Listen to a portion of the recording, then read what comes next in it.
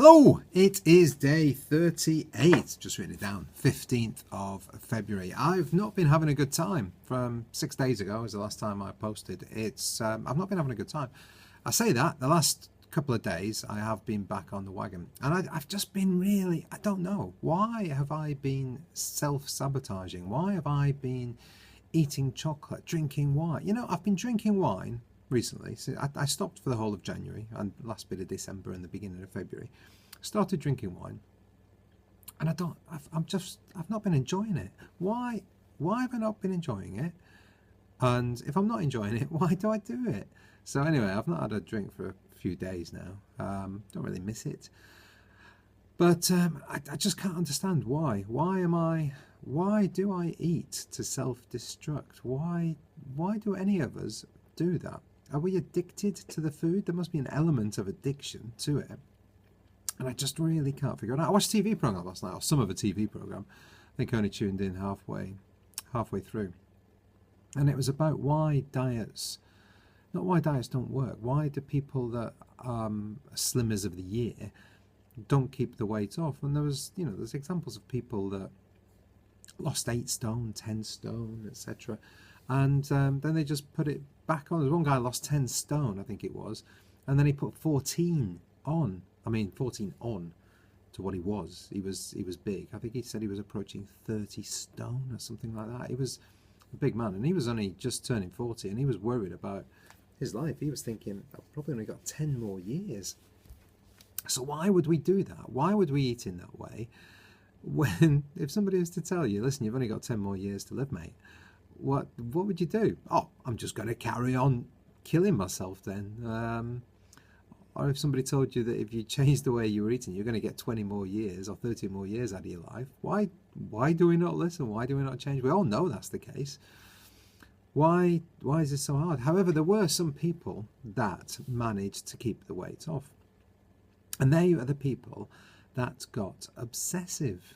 Now, I think there's different definitions of obsessive. Something I've always said, if I'm trying to lose weight, I need to have it at the forefront of my mind. It's got to be my primary focus. It's got to be the thing I focus on more than anything else, more than work, more than home, more than family. I know that sounds a bit, oh no, you can't have more than family. That's saying you don't love your family. No, it doesn't mean you don't love your family, but you've got to, when you're with your family, enjoy your family, go out for a meal with your family, but you've still got to think first and foremost about what you're putting in your mouth. Same about work. Work is really important in life. It's how we earn money. It's how we afford to buy whatever it is we choose to buy and the lifestyle we choose to live. So work is definitely important. But at the same time, if you're at work and somebody has a birthday, brings in a cake, you've got to proactively think, no, I'm going to resist. And my friend Martin, the guy that's down to 13 stone 4, well done Martin, he is as obsessive. Rachel, I've not seen him for a few years. Rachel saw him unfortunately at a funeral. His wife's mother died. Rachel was up there at the funeral and spoke to him, and there was a buffet, all you can eat, and he just had to say, no, I can't touch it. I can't have anything. If I have something, then that could kick me off, and I'll end up, I don't know what was there, onion bhajis or lots of sandwiches, lots of carbo, whatever it was. He had to say, no, I'm not having anything, and I think that's the case for me as well. However, that was most definitely the case for this one guy. He had to obsess. He lost 8 stone. He was on the front of a GQ or something after having lost 8 stone, and he had his abs of steel and whatever. And he was saying that he's now become a personal trainer, but the only way he keeps the weight off, because he's a personal trainer, he's in a position to be able to exercise probably more than most of us. But he obsesses about the exercise, and he exercises 2 hours a day. So obviously if he's in the gym throughout the day anyway with his clients, he can then carry on and do 2 hours in the gym, maybe an hour in the morning, an hour in the evening, or I don't know what he does. But he's had to do that to keep the weight off, and he's kept the weight off. But he also said the photo shoot for the 6-pack, he said it's not just this is the way we are. It's like, oh yeah, I've lost all the weight, I've got a 6-pack now. He said to get a six-pack to look good enough for a magazine cover, you have to basically have the lowest fat diet. Well, the lowest, you just got to reduce your body fat to as low as you can possibly get it to get that definition. You're basically starving yourself and still working out, still trying to get your body to look to be able to see muscle as much as possible. So you need to get every single tiny little bit of fat off your body, and you need to build your muscle up by exercising. Well, if you're not eating but you're still burning, you are going to lose that fat, but you're also going to get quite weak. He said it just wasn't healthy at all, and he said that's what bodybuilders are doing. They're living this pain before a competition just so they look good for the few minutes or a couple of weeks if you are lucky.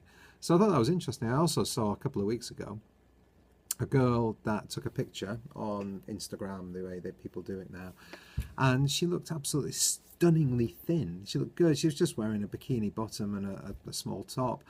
But then beside that picture, she took a picture of her sat on the sofa like this, and you could see that she had some belly fat. Now, she was thin. She was properly thin, but she had some belly fat when she sat on the sofa slouching like most of us do watching telly. She had a small amount of belly fat. She wasn't fat, she wasn't overweight, but she just wanted to demonstrate the reality. So you see this on Instagram or you see that on something else, and people aren't naturally that thin all the time. People suck their bellies in when they're taking pictures and stuff like that. It's just not realistic. So yeah, I thought that was quite good. So anyway, I watched this thing last night and I thought the obsession thing was pretty key. And I think you've just got to make it your number one priority. If you are serious, you've got to make it your number one priority. But this is not a number one priority for 6 weeks, 6 months, a year. It's got to be your number one priority for the rest of your life if you want to remain healthy. So that's what I'm trying to do right now. I'm trying to get myself back into that headspace where it is number one priority. Anyway, I've gone on a lot tonight. So that's it. That is day 38. No idea what I weigh. Not going to weigh myself for a while because I feel I've been so bad. And also when I do weigh myself and I find I've lost a few pounds, I think there's something goes on in my head that says, hey, yeah, party, you've lost some weight, let's eat. So I'm not going to weigh myself for a while.